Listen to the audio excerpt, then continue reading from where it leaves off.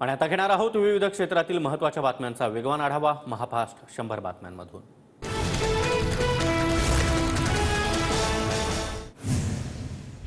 काँग्रेस आणि आमच्यामध्ये फरक नाही। येत्या काळामध्ये अनेक प्रादेशिक पक्ष काँग्रेसमध्ये विलीन होऊ शकतात। एका वृत्तपत्राला दिलेल्या मुलाखतीमध्ये शरद पवार यांचं मोठं वक्तव्य। समविचारी पक्षांसोबत एकत्र काम करण्याबाबत ठाकरे देखील सकारात्मक। वैचारिकदृष्ट्या आम्ही गांधी आणि नेहरूंच्या विचारसरणीचे शरद पवार यांचं वक्तव्य। अनेक प्रादेशिक पक्षांचा काँग्रेसमध्ये समाविष्ट होण्यासाठी प्रस्ताव। पुण्यामध्ये राहुल गांधींनी मला याबाबत माहिती दिली होती। शरद पवारांच्या मुलाखतीमधील वक्तव्याला नाना पटोलेंचा दुजोरा।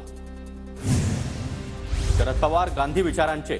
शरद पवार यांच्या वक्तव्यामध्ये तथ्य। गांधी विचारांना कुणीही संपू शकत नाही। शरद पवारांच्या वक्तव्यानंतर विजय वडेट्टीवार यांचं मत। शरद पवार गट काँग्रेसमध्ये विलीन करण्याचं शरद पवारांच्या डोक्यामध्ये असेल। यापूर्वी देखील पवारांनी अनेक पक्ष बनवले आणि विलीन केले। शरद पवारांच्या वक्तव्यानंतर फडणवीसांचा टोला। शरद पवार आपला पक्ष काँग्रेसमध्ये विलीन करण्याच्या विचारात आहेत। काँग्रेसने देखील अनेकदा त्यांना हा प्रस्ताव दिला होता। संजय निरुपम यांचा ट्विटच्या माध्यमातून मोठा दावा। पवारांनी वृत्तपत्राला मुलाखत दिली तेव्हा मी तिथे होतो। लोकसभेच्या निकालानंतर बऱ्याच गोष्टी स्पष्ट होतील। पवार निर्णय घेतील तो महत्त्वाचा असणार। पृथ्वीराज चव्हाण यांचं वक्तव्य। शरद पवारांचं वक्तव्य मी ऐकलं नाही। प्रादेशिक पक्ष विलीन होतील असं मला वाटत नाही। शरद पवारांच्या वक्तव्यानंतर छगन भुजबळांची प्रतिक्रिया। 14 जून 2022 मध्ये अयोध्येतील हॉटेलमध्ये शिंदेंनी मोदींसोबत जाण्याची विनंती केली होती। तुरुंगात जाण्याचं वय राहिलं नाही असं शिंदे म्हणाले होते। संजय राऊतांचा गौप्यस्फोट। संजय राऊतांनीच बंड करण्याची भूमिका मांडली होती। आपण बंड करू, मी तुमच्या सोबत आहे, राऊत म्हणाले होते। नरेश म्हस्के यांचा दावा। संजय राऊत विनाकारण वाद पेटवण्याचा प्रयत्न करत आहेत। शिंदेंनी मोदींसोबत सत्तेत जाण्यासाठी विनंती केली होती। राऊतांच्या दाव्यावर संदीप देशपांडे यांची प्रतिक्रिया। एकनाथ शिंदे 2013 मध्ये 4 आमदारांसह काँग्रेसमध्ये जाणार होते। मात्र आमदारांनी माघार घेतल्यानं शिंदेंचं बंड फसलं। ठाकरे गटाच्या राजन विचारे यांचा दावा। एकनाथ शिंदे काँग्रेसमध्ये येणार अशी काँग्रेसमध्ये वरिष्ठांमध्ये त्यावेळी चर्चा होती। राजन विचारे यांच्या दाव्यावर विजय वडेट्टीवार यांची प्रतिक्रिया। ठाकरे गट हा मराठी माणसाचा ठेकेदार नाही। खऱ्या अर्थानं मुंबईतील मराठी माणसाला निर्वासित करण्याचं काम उद्धव ठाकरे यांच्या नेतृत्वात झालं। फडणवीसांचा जोरदार हल्लाबोल।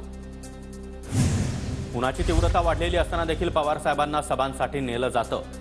एखादी सभा घ्या आणि आराम करा असं कुणीही सांगत नाही। अजित पवार यांचा जोरदार टोला।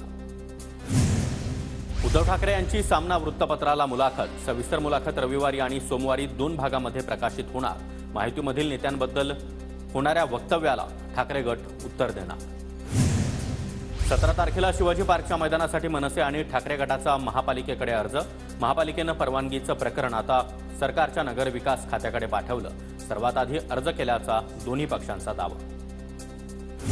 अविनाश जाधव यांच्यासाठी मनसे आंदोलनाच्या तयारीत। जाधव यांच्या विरोधामध्ये चुकीचा गुन्हा दाखल केल्याचा मनसेचा आरोप। आज मनसे पदाधिकाऱ्यांच्या बैठकीत निर्णय होणार।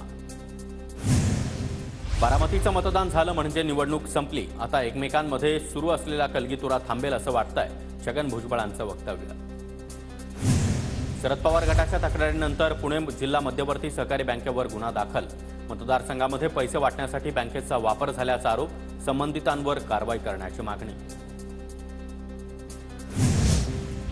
शिखर बँक घोटाळा प्रकरणी एसआयटी चौकशीची मागणी। मूळ तक्रारदार सुरेंद्र मोहन अरोरा यांच्याकडून याचिका दाखल।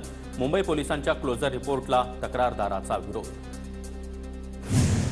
किरण सामंत शेवटपर्यंत माझा प्रचार करत होते। उदय सामंत आणि किरण सामंत यांचं चांगलं सहकार्य मिळालं। किरण सामंत यांच्या नॉट रिचेबल असल्याच्या प्रश्नावर नारायण राणे यांचं वक्तव्य।